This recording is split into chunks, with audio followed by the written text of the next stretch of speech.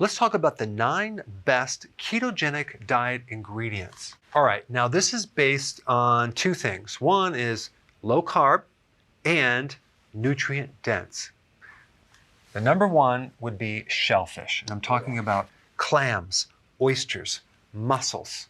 Absolute amazing for their trace minerals, zinc, selenium, iodine, chromium, and it has DHA. What is DHA? That's a real key omega-3 fatty acid. So hands down, shellfish has the best trace minerals and healthy fats. Number 2, salmon, and I'm talking about wild caught. Out of all the fish, wild caught salmon has one of the highest amounts of omega-3 fatty acids. And the 2 types that I'm talking about are DHA and EPA.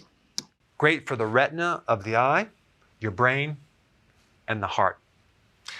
And also high quality protein as well. Number 3, leafy greens like salads. Why? Because it has the minerals, potassium, magnesium, and loaded with vitamin C. And these are very easy to digest, so I would consume these raw. All right, number 4, sardines. Sardines are loaded with the DHA and EPA. Those are the omega-3 fatty acids. Plus, it's really good protein. Number 5, eggs, and I'm talking about organic, pasture-raised eggs, have pretty much every single vitamin, except they don't have a lot of vitamin C, but other than that, they have pretty much everything else. I consume a lot of eggs, and they're very, very healthy. They will not increase your cholesterol. If you've heard that eggs will worsen your cholesterol, watch that link down below because I go through it in depth, and you can actually get the true data on that. But eggs are really, really healthy. Number 6, cruciferous vegetables. Now, with most cruciferous, especially Brussels sprouts and other cruciferous vegetables, I recommend that you steam them because that will even enhance the phytonutrients in cruciferous vegetables. The big benefit of cruciferous go beyond just their vitamins and minerals because they're loaded with phytonutrients. And phytonutrients are the extra health factors that can decrease the complications from diabetes, from Alzheimer's. It can minimize the damage that some of these diseases are creating and also protect you against cancer. All right, number 7, avocados. Low carb, healthy fats. They're extremely healthy, but some people can get bloated if they do too many. So I'm just making a special note of that. But overall, they're very, very healthy. And number 8, olives and olive oil. Extra virgin and organic, really good on a ketogenic diet.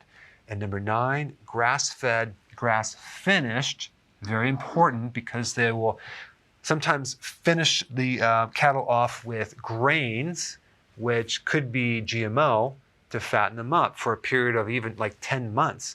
So that's not good. You want it 100% certified grass-fed, grass-finished. And I recommend not necessarily having a lean piece of steak, but have a fattier burger because that extra fat can even lower the effect on insulin and it's easier to digest. And that also includes grass-fed, grass-finished, organic hot dogs as well. Now on the flip side, there are a lot of foods that people eat that are nothing remotely connected to the ketogenic diet that are worse than these, like sugar and grains. But I'm going to talk about some of the foods that people doing keto consume on a regular basis, as in dirty keto, and I want to talk about that. First of all, some people consider corn one of the vegetables, and they consume corn on the ketogenic diet, and they will consume maybe a little bit.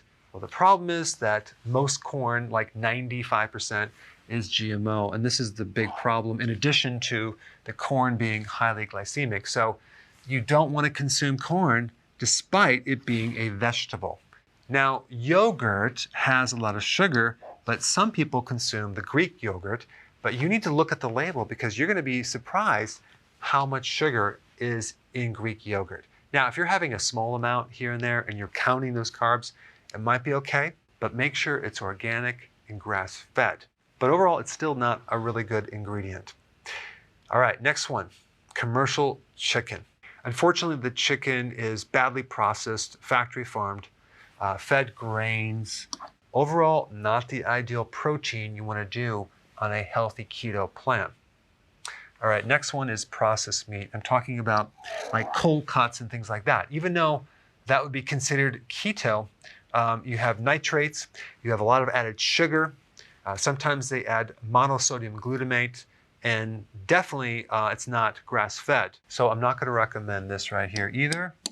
Now, cheese, I consume some cheese on a regular basis. So it really is the type of cheese, processed cheese, or not from cows that are grass-fed. I don't recommend that cheese. So if you're going to do cheese, I would definitely do grass-fed, organic, or don't consume it at all.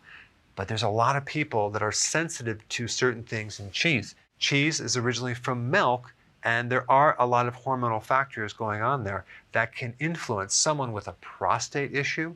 Also, it can influence women who have problems with fibroids and cysts in the breasts or the ovaries. So if there's anything going on with estrogen dominance, I don't recommend it. And if you're going to consume it, I don't recommend consuming a lot of it. A little bit here and there. All right, spinach. The problem with spinach is it's loaded with oxalates. Oxalates can actually cause kidney stones. You might be okay. If you're not a stone former, you've never had a kidney stone, you're not having a problem, and you consume spinach, you may be okay.